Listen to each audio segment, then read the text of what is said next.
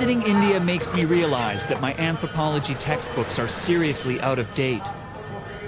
This country is going through massive changes, and my new Indian metal friends are part of an emerging middle class. For them, metal is a way to connect to a global culture and break free from the restrictions they feel in their traditional society. But India isn't the only country in this region going through massive changes.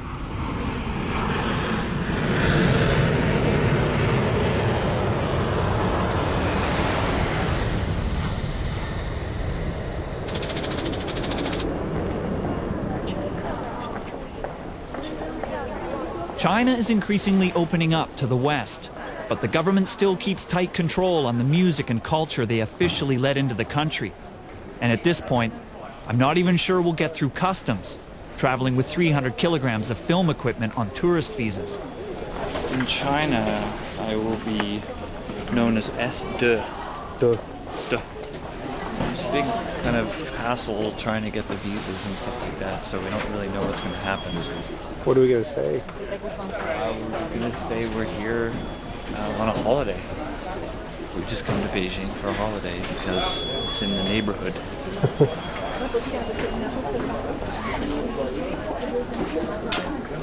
Next, please.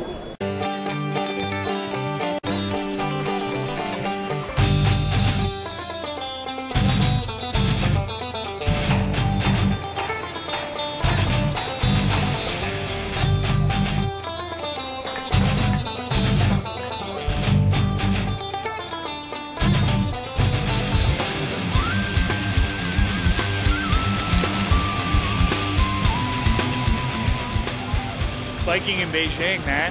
I don't know. I don't know if it's good for the health exactly. I don't know. It feels good to ride, but choking on the pollution, to be honest. China is home to 1/5 of the world's population, and where probably 90% of my metal t-shirts were made. And yet, like India, no major metal band has ever played here. But searching the internet, I found one place where they sell metal music, the 666 Rock Shop in downtown Beijing. Hey guys, how are you? I'm Sam. Hi, hey, welcome to China. Nice to meet you. 循规蹈矩，听就是老师的话，听家长的话，接受一切别人告诉我们的方式、存在方式，然后没有自己的独立的思考，然后也没有自由的权利可以说话。然后通过这种音乐，我们可以慢慢的，说我自己想要说的。做我自己想要做的，然后不去管别人有任何想法。老一代的人，就是父母这辈的人以上，一直受到是中国的传统教育，就是包括像什么老子啊，或者是共产的这种概念，都是混杂在一起的。中国的家长现在不知道该面对一个突然要留长头发的一个男孩，或者是去纹身，或者去学吉他。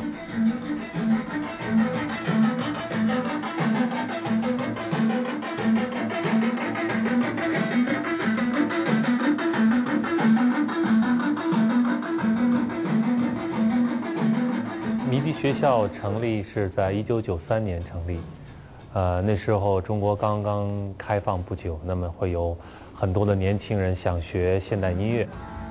学校的学生在学校，他们要学不同的音乐风格，所以他们要学重金属，要学布鲁斯，那么当然在2年级他们要学爵士乐，要学即兴 improvisation。1、2、3。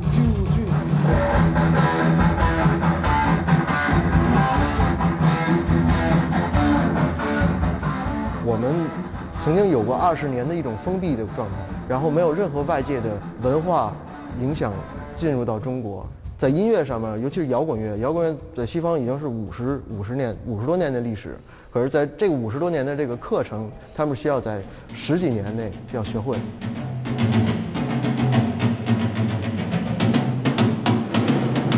Heavy metal drum, solitary confinement.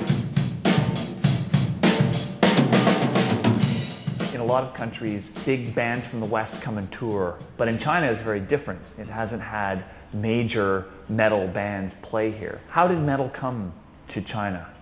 80%的人年轻人认识重金属是听一个中国的重金属乐队的专辑，就是唐朝。唐 Dynasty， 它是中国应该是第一个重金属乐队，而且也是非常优秀的重金属乐队。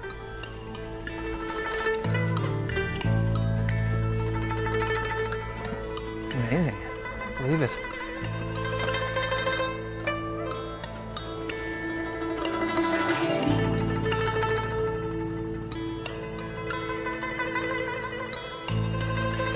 Here. It's a bit surreal, actually.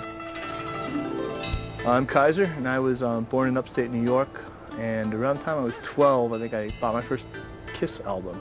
And it wasn't until I moved to China for the first time in '88 that I started playing in a pure metal band. That band was called Tang Dynasty.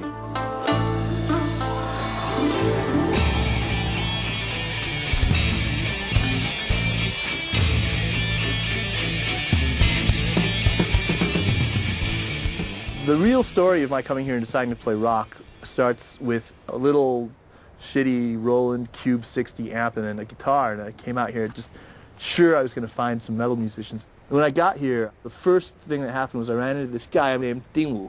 Ding Wu's got some fucking blues chops, and he's like bending strings, he's sliding up and down the neck.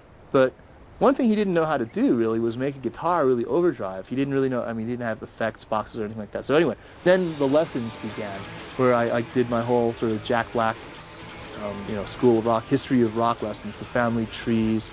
And I said, Dingwu, you are a metal guy. I mean, it's clear to me that you are a metal, I mean, that you should be a fucking headbanger. I mean, you are. He can sing like a goddamn banshee.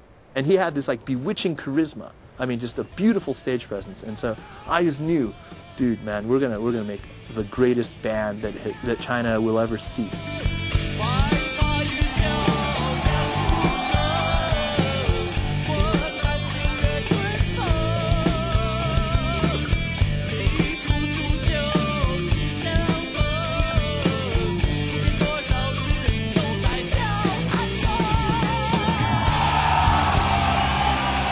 Phenomenon like Tang Dynasty, we did real well, and we packed stadiums and stuff, but most of the people who came were not metal fans. They were just sort of